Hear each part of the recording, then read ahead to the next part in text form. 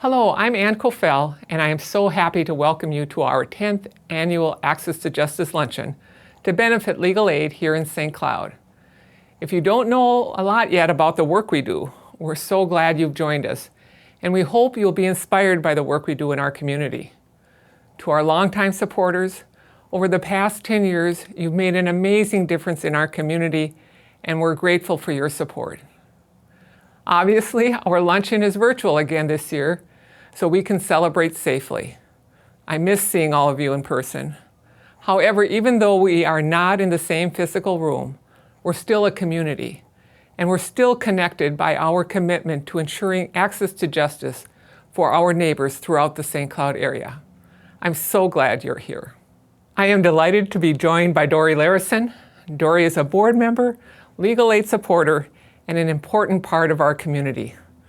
Dory, thank you for all that you do, and thank you for being a part of our celebration today. Thanks, Ann. I'm so glad to be here and highlight the amazing work that your team does in the St. Cloud community. During the next half hour, we'll share highlights of legal aid's work during the pandemic. We'll also hear from Minnesota's Secretary of State, Steve Simon, on the important work his office does in partnership with legal aid to help survivors of domestic abuse find safety. You can make a difference in the St. Cloud community by supporting our work moving forward. We're hoping to raise $10,000 today. These funds are desperately needed to continue legal aid's life-saving work. And I'm happy to report that through the generosity of a few longtime supporters in the St. Cloud community, we're excited that gifts up to $5,000 will be matched. That starts us halfway to our goal. You can give right now by texting St. Cloud to 41444. That's right, giving is easy. Just text St. Cloud, that's ST, no period, Cloud, to 41444. Once you do that, you will receive a text back to complete your gift. You can also give on the event page while you're watching this program by clicking the Donate button. Or you can also send us a check to our St. Cloud office. However you give, your entire gift benefits the St. Cloud office. This year marks the 10th anniversary of the Access to Justice Luncheon. To help mark this occasion, we have messages from some special friends. We'd like to share those with you now. My name is Janelle Kendall. I'm the Stearns County Attorney. I want to send my congratulations today to Ann Kofel in Mid-Minnesota Legal Aid. Ann and her team are critical partners in our work with domestic violence and human trafficking victims. Their work not only changes lives, it actually saves lives. Thank you for what you do, Mid-Minnesota Legal Aid. Hello, I'm Judge Charles Flynn. I'm speaking on behalf of myself and my wife, Judge Elizabeth Hayden. Congratulations to St. Cloud's Legal Aid Office on the 10th anniversary of their Access to Justice Luncheon. We've been longtime supporters of that event and want to thank them and the Legal Aid Office generally for all they do for both the legal profession and the community. It makes a huge difference. Thank you so much to Janelle Kendall and Judge Flynn and Judge Hayden. You've all been such incredible supporters of our work and this event over the last 10 years. I'd also like to thank our sponsors for making this event possible. We have a record number of sponsors this year, which additionally raised $12,000 for our office. We are so grateful for their support and for the work they do in the St. Cloud community.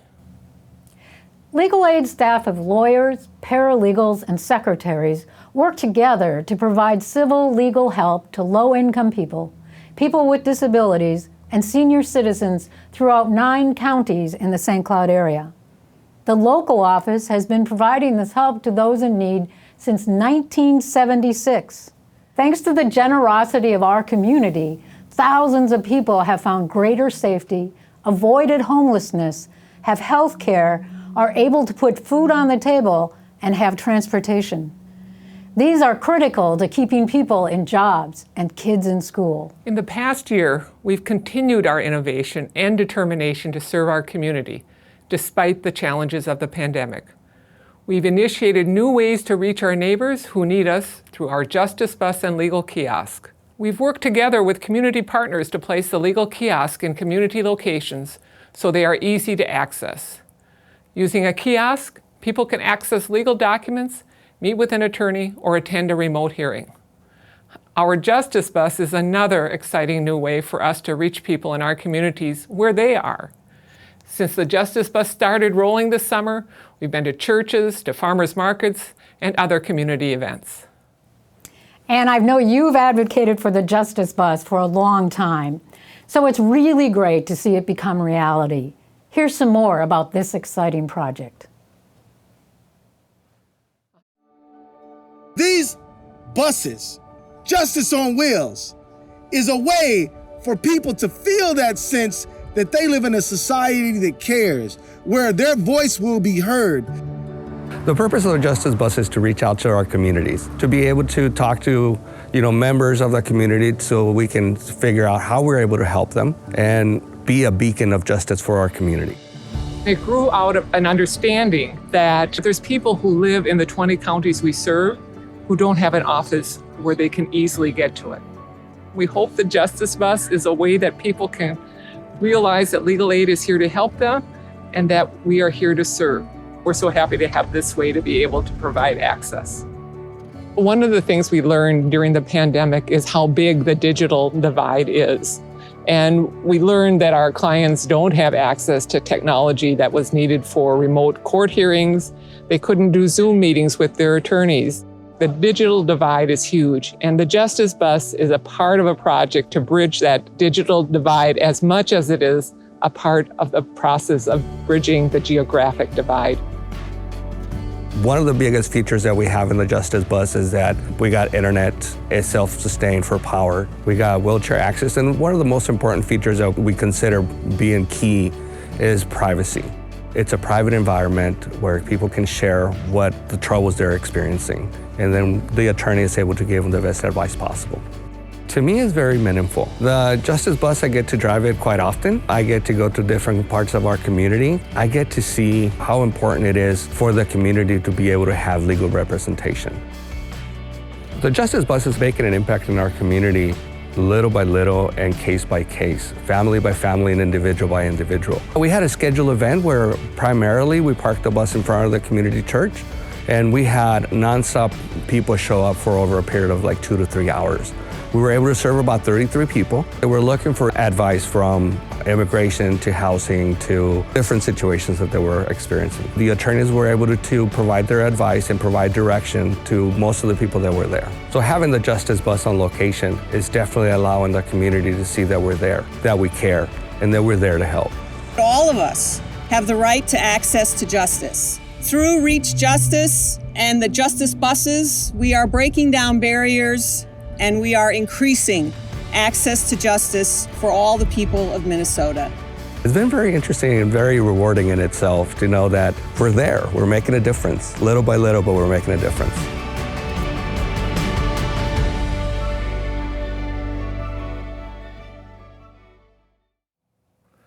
I am so excited about the work we've already been able to do with the Justice Bus and the potential it has to bring access to justice into every part of our community. We're already seeing the need for another bus. Reaching people in our community is so important. You can be part of bringing these critical services to our neighbors. You can give right now by texting St. Cloud to 41444. Just text St. Cloud, that's ST, no period, Cloud, to 41444. Every gift matters and helps us reach our goal. It is my pleasure to introduce our featured speaker, Secretary of State Steve Simon. We invited Secretary Simon to mark this event's 10th anniversary. Secretary Simon was the keynote speaker at the Access to Justice Luncheon in 2017, and we're honored to have him speak today. Secretary Simon has served as Minnesota's Secretary of State since 2015. During both his tenure as Secretary of State and his time in the Minnesota legislature, Secretary Simon has been a steadfast supporter of ensuring safety for survivors of domestic violence. October is Domestic Violence Awareness Month, and we're grateful for our partnership with the Secretary of State in supporting survivors. Hi everyone, Steve Simon, Minnesota Secretary of State. Thank you so much for having me today at this 10th anniversary luncheon. I've been to the event before and I applaud you for its longevity. I really appreciate it, and more to the point, I appreciate what you do. I want to thank you for that as well. It is important, it is necessary, and you should know it is working. It really is. I'd like to think that I have a special relationship with legal aid and the work that you generally do. I am a lawyer. In fact, I'm the first lawyer since 1891 to hold the office of Secretary of State. And so, again, I hope that I have some sort of connection to the work that you do. I served in the legislature for 10 years, and I got to work with really talented and dedicated people from legal aid. People like Ron Elwood, people like Melinda Hugdahl, and they do great work every day on issues that really matter, particularly pertaining to access to justice. One issue that I started working on with them and others years ago when I was in the legislature was the Safe at Home program. Ironically, I'm now in a position as Secretary of State where we administer that program. Safe at Home is an address confidentiality program for victims of domestic violence, stalking, sexual assault, and for others who fear for their physical safety. It allows the participant to keep his or her home address completely private for all purposes, whether it's the public sector, like a school, the private sector, like a retailer. For all purposes, it is completely shielded. And it's a program that has been life-saving. I was involved, as I said, as a legislator, and it's such a privilege now to have a different form of involvement. The Safe at Home program, I would say, is one of the noblest things and most decent things that we do in the Office of Secretary of State, so I'm very proud of it. And yet, it pertains most often to a very difficult subject, which is domestic violence. By far, that is the share of folks in the program, the biggest share of folks in the program is people who have suffered or are under the threat of suffering from domestic violence. And I think it's important for us, as difficult as it is, to zoom out a little bit and discuss some of the numbers. As you may know, 1 in 4 women in this country will experience an incident of domestic violence. 1 in 3 female homicide victims is killed by a current or former partner. And if you have to put a price tag on domestic violence, the annual costs in the United States are about $40 billion. That's law enforcement costs, that's medical expenses, that's lost productivity, but of course there are the even greater and more tragic non-economic consequences that you can't really put a price tag on. Things like, of course, crippling fear, scarred minds, broken families. Many of you who are watching this are on the front lines, and for that you have my total gratitude and admiration. I have heard, for example, about the Stearns County Domestic Violence Court Project. It's been going for a number of years, I know, and it's a great collaboration between the County Attorney's Office and the Legal Aid St. Cloud office. The tailored services that it provides have been really a bedrock of support for so many people. It's helped keep people safe, and it's helped keep perpetrators accountable. In my office, we want to help that work. We want to nurture it, and we want to do that by letting the Safe at Home program in particular flourish. We think that we have a special role to play. Safe at Home is part of every domestic violence survivor's contingency plan, or potentially could be so, and we think that's important as well. So we've been a leader on that front. We were one of the first states in the country, first 3 or 4, to have a Safe at Home or address confidentiality program, and now almost 40 states do. And when neighboring states of ours in Minnesota were looking to get theirs off the ground, I'm speaking specifically about Wisconsin, Iowa, and the latest is South Dakota, they not only looked to us, but actively consulted us on how to do that.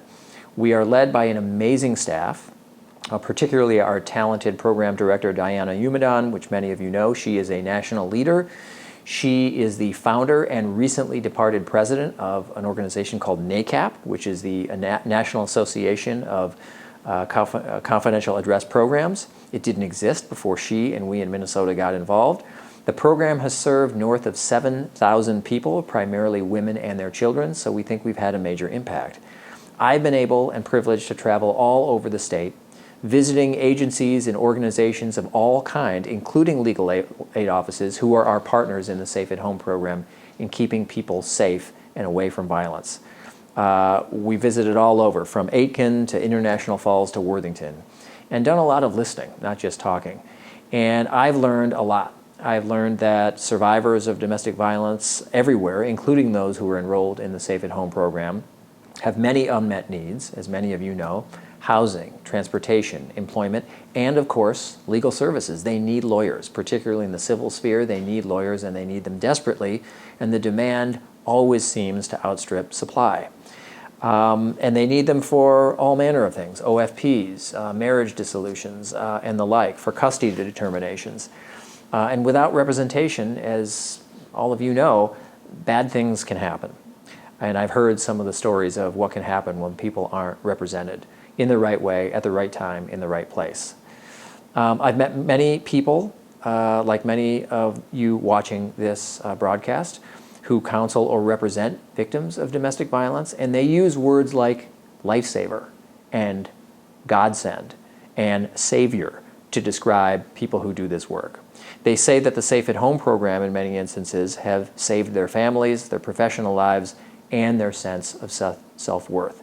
I want to read to you briefly from an excerpt from a letter that we got, unsolicited letter that we got, a handwritten letter a couple years ago from a grateful Safe at Home participant.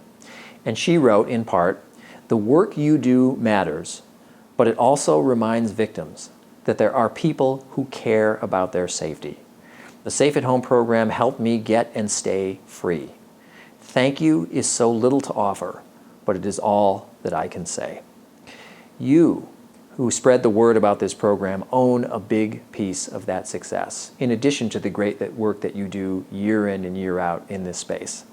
If you haven't yet spread the word about the Safe at Home program from the Office of Secretary of State, I ask that you do. It's not a suitable option for everyone, but for those to whom it applies and for whom it works, it can be a lifeline. Desmond Tutu, the famed South African bishop, anti-apartheid activist, and Nobel Peace Prize winner, once said, "Hope is being able to see that there is light despite all of the darkness." I want to thank all of you for being, in so many ways and on so many days, the light that provides hope to those who so desperately need it. I'm grateful, and so is the rest of the state of Minnesota. Thank you for your efforts, and thank you for your ongoing work. Thank you, Secretary Simon, for your work in supporting survivors of domestic violence and for joining us for this very special 10th anniversary celebration. Yes, thank you, Secretary Simon. One of Legal Aid's great strengths is that we have the expertise to help people with a lot of different legal issues. Our staff works together to solve complex problems for clients who need our help at different points in their lives. I'm honored to introduce you to Benita Hampton and her legal aid attorney, Carla Krueger. Here's Benita's story. Due to the special funding that we get for seniors, we are able to provide assistance to seniors that we wouldn't otherwise be able to provide. It's a fun group of people to be able to, to talk to and to learn about what's happened in their lives. I had some difficulties financially, and then somehow I found legal aid. And I said, I'll give it a try. That's how I found out about attorney Carla Krueger. When I met her, she was kind to me, very patient with me. I liked her right away, immediately. Just like my late husband, he liked her right away too. Benita is one of the sweetest people I've met. She's always so happy to, greet me, and she's so pleasant. I'm always happy to hear from Benita and to see how I can help her with whatever problem she's experiencing at the time. I've helped her with housing problems. A request for reasonable accommodation was one. Benita lives in an apartment building. She wanted to have an assigned parking space that was close to the building because she has a physical disability that makes it difficult for her to, walk long distances. I have serious arthritis, and sometimes I can't hardly stand. It's that bad. So I tried to talk to the caretaker. I says, could I get a closer spot? He says, Benita, there is no closer spot. I just didn't know what to do. There was a spot that says, do not park here or you will be towed away. And I was able to get that spot because of Carla. She had wrote a letter, and it was because of her I got that spot. So I'm really close now to my apartment. I had to have surgery, and I got a phone call And it was Carla. She was calling to ask me how I was doing and how I was feeling because she knew I had the surgery. See, she didn't even have to do that, but that's her way. And that made me feel good. As a matter of fact, I felt really good that whole day. Benita gets to see me when she comes because even though she may have a medical assistance problem one time and a housing problem another time, I am familiar with all of those issues. And so I'm able to help her with a variety of legal issues. I just know she's always there for me. If anything comes up, I could always count on her. I know how frustrating it is to try to work through problems where it feels like you don't have any power to solve them yourself. I really enjoy being able to figure out those problems and to, give people an opportunity to get the benefits that they need or solve the problems that they have. If you really want somebody that really is an experience and really do care about you, then attorney Carla Krueger is the one. And she cares no matter what. She just goes beyond the call of duty. She's wonderful.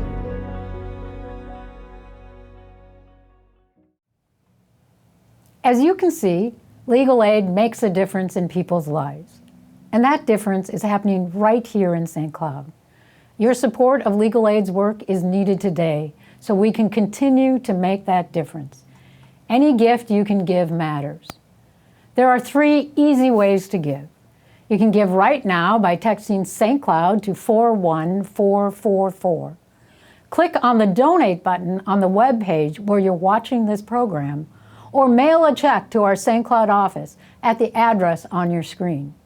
However you give, your entire gift benefits the St. Cloud office. Thanks to our anonymous donors, we have a $5,000 matching gift. We're off to a great start. Help us reach that $10,000 goal. Thank you so much to all of you who have already made your gift. Together, we are making a difference. One of Legal Aid's newest partnerships is with the St. Cloud Promise neighborhood. As a result of this partnership, we have been able to more easily connect with people of color in our community who have faced disproportionate harm during the pandemic. Here's a peek at this partnership, which expands opportunities to bring our services to where people need us most.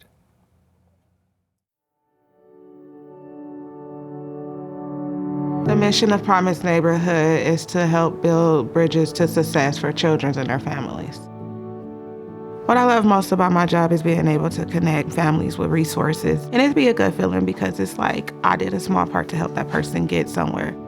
Our partnership with Legal Aid, we connect families with legal aid that may not be able to obtain the resources on their own. Legal Aid does provide an extra support for our families. The partnership started around March 2021, and we've been slowly building it up. We've seen a lot more clients coming in the last few months. Clients typically go through Promise Neighborhood to get to me. Usually they come in, they'll talk to somebody at Promise Neighborhood, maybe when they're picking up their kid from the daycare, or just stopping in to ask about the legal services.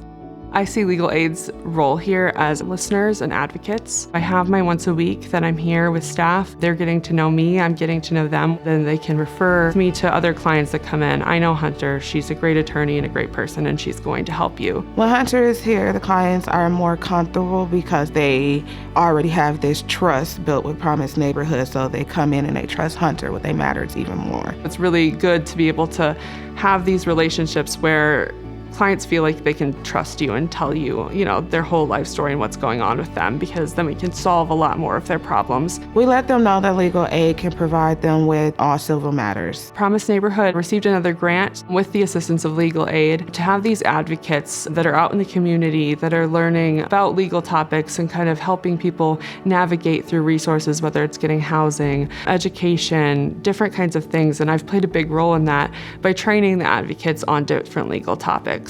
As an advocate, I'm here to assist and help in any way that I can to help the situations that people are in. The sections of the law are not all known, so I'm learning from the trainings that Hunter is teaching us. So another great service that Promise Neighborhood has is the Legal Kiosk. The Legal Kiosk was brought in to increase outreach and increase access to justice for the community members here at Promise Neighborhood.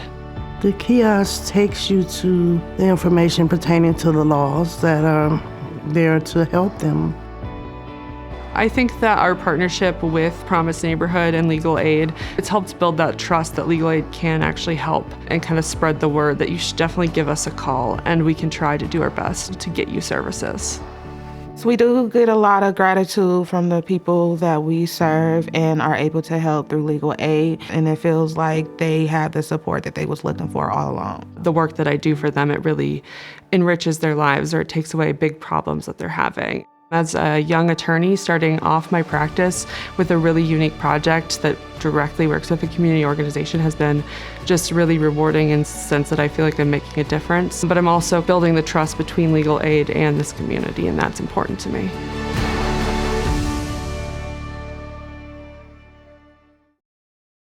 Many thanks to Promise Neighborhood for your partnership and for helping us tell this story. We are so very grateful.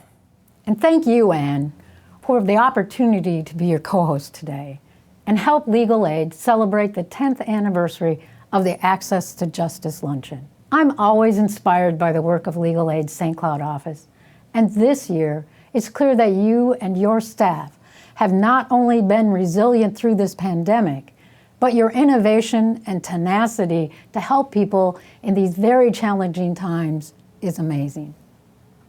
I hope you are all as inspired by the work that Legal Aid does for our St. Cloud community, and that you'll take this opportunity to make a gift to support this critical work. Dory, we so appreciate your continued commitment and support.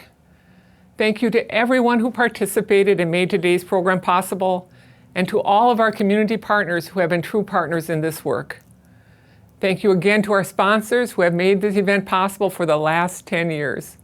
And a big shout out to all of you. Your support makes our work in the community possible. We are truly grateful for your generosity. Have a great afternoon.